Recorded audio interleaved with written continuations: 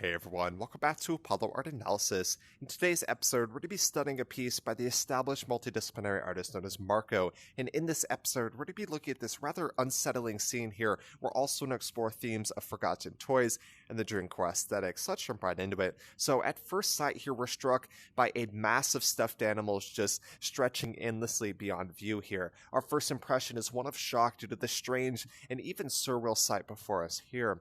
And so the first things I notice is our perspective placed in perfect center, right? We see this quite clearly. And you see, of course, form is defined through countless different accents in the composition. And another thing I noticed here is the sheer amount of color within this work. Of course, every diverse tone here is displayed, and this creates a chaotic and very unsettling composition, right? It's chaotic, it's disordered, and it even gives a sense of visual energy due to that clashing of different color schemes and different textures. So that's quite important here. With this in mind, how do y'all feel when you view this piece? At first impression, does it feel unsettling? Is it strange? Is it surreal? Is it a mixture of all three? What do y'all see when you view this piece? So like I mentioned earlier, our view is placed in perfect center here, but aside from that, we have what we would call a one-point perspective. Of course, you see the entire composition going towards a singular vanishing point far beyond there, kind of reminiscent of railroad tracks, if you will. Any of my beginner art students know exactly what I'm talking about.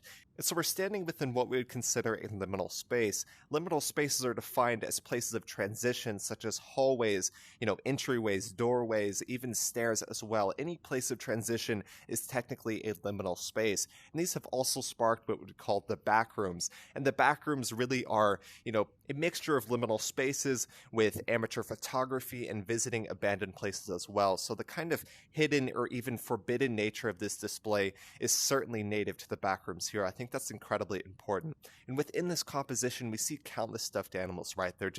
It's a mangled mess of memory that just stretches far beyond sight there, and it just hits us instantly, right? And toys are multivariate symbols, right? To some, these represent, very deep memories of a subjective emotion, but to others, they're just simple cloth and stuffing. So toys can certainly be considered multivariate symbols there. So we see all of these stuffed animals, right? We ask ourselves, how did they get here? Or what is happening here? Perhaps they've been forgotten and abandoned. As people grow up from their childhood, they typically see stuffed animals as nothing but, silly cloth and stuffing, if you will. So we have this sense of the forgotten. We have this sense of a nostalgic memory, but of course, they're just all stuffed in here, and it's just a mangled mess of memory. I think there is no doubt about that. So due to the influence of nostalgia within this piece, we would likely cite this in the Dreamcore aesthetic. The Dreamcore always deals with a sense of nostalgia in some sense or another, and even has influences of horror as well. I actually have some additional Dreamcore works, so I'm going to bring that in real quick and see what we can learn. Alright, so about two additional works, both from Gabriel Salonga, a really talented 3D artist dealing with scenes of the Dreamcore, liminal spaces, and everything in between. What I want y'all to see is how all three instances deal with childlike nostalgia in some sense or another, right? We have the play sets, we have stuffed animals, and we have ball pits. But what I want y'all to see here is the influence of horror or the unsettling nature, and we see that quite clearly, right? And in this void of ill-defined forms, in this we have stuffed animals going endlessly beyond sight, even reminiscent of a nightmare in a way. And then we have the play sets, of course, childlike nostalgia and memory in there is no doubt. So, there's been a lot of debate over what the Dreamcore aesthetic truly is. And to me, it represents any sense of nostalgia, and that could have influences from horror or anything in between. So I want to bring those in real quick and just give some more insights.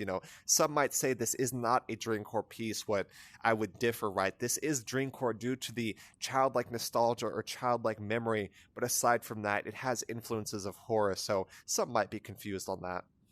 So like I briefly mentioned, it almost feels as if we're standing within a dream here, right? It's incredibly surreal, and they even, it's harder to tell what is happening as we go farther out, right? That is the nature of AI generative art as well. And so within this work, we're reminded that even nightmares are still dreams, and there is no doubt, regardless of what's happening here, there will be no escape from the nostalgia which weighs heavy within these halls. So this work is profound, there is no doubt about that. Whenever I first saw it, I knew I just had to study it. This was definitely one that I needed to. So really hope y'all enjoyed today. This is an AI generative artwork, so it's created with an AI generative art program. That program is going to be Mid-Journey, really an amazing mix of power and accessibility. So if y'all want to get into the world of AI generative art, I would certainly suggest checking out Mid-Journey. It's really where I started technically. So, if y'all want to get into the world of AI art, I would certainly suggest Mid-Journey. So, like I said, I really hope y'all enjoyed today. We talked about so many different things from the 1 point perspective,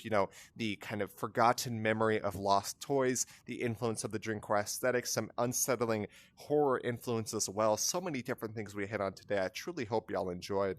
If y'all enjoyed today's episode, make sure to check out the original artist Marco, also known as Marco 1D Liminal, doing some amazing stuff in multiple different mediums, including photography alongside AI generative art. So like I said, I really hope y'all enjoyed today, and if y'all did, go check out the original artist. My name is Apollo, this was Apollo Art Analysis, and I'll see y'all on the next episode. We hope you enjoyed today's episode. If you'd like to support our work directly, please check out our Apollo community tokens. Apollo Art Exchange is an ecosystem of art appreciation which elevates artists each and every day. Thanks for listening.